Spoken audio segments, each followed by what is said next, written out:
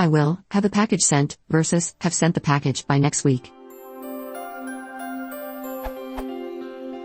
I'm aware that I will have the package sent by next week is correct. But what about I will have sent the package by next week?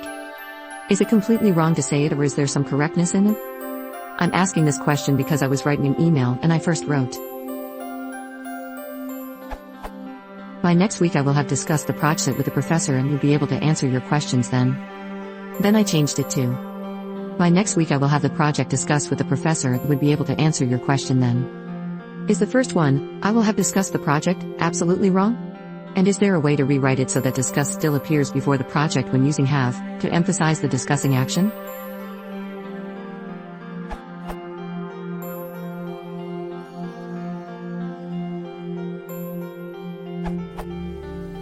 I will have, past participle of verb, object, is English's future perfect tense construction.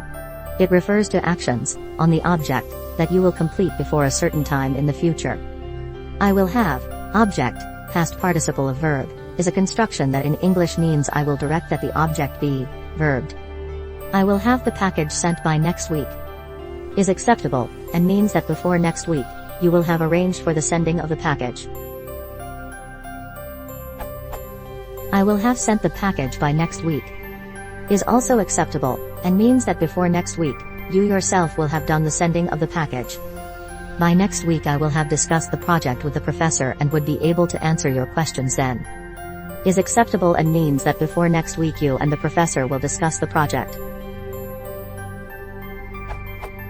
By next week I will have the project discussed with the professor and would be able to answer your question then. Is unusual. It might mean that before next week, you arrange for the professor to discuss it with someone else, not you.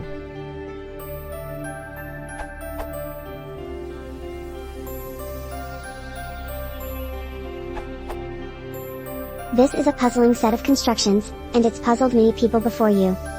To start with, all of the sentences you cite are grammatical, which means there is nothing about correctness here. As for the constructions themselves, 1. I will have sent the package by next week is a normal verb phrase construction with 3 component verbs. A modal auxiliary, will, which requires next, an infinitive of the next verb in the VP chain, have, which requires next, the past participle of the main verb in the VP, sent.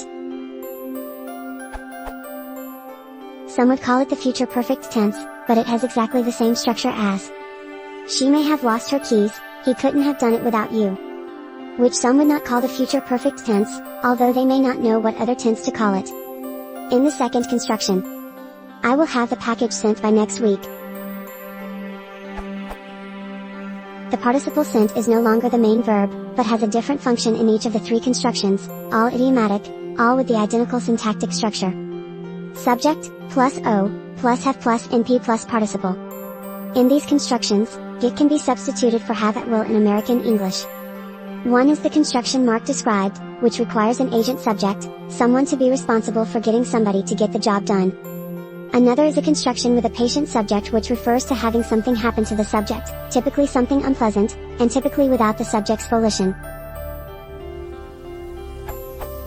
He might / will have / get his tires slashed if he parks there. And the third construction, this one neutral about pleasantness, means to put NP into a participle state.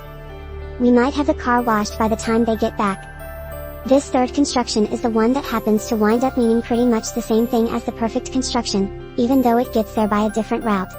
If it is true that you will have put the package into a sent condition by next week, then it is true that you will have sent the package by next week. And vice versa. This sort of thing happens all the time in a language with so much syntax, like English. But they're all grammatical.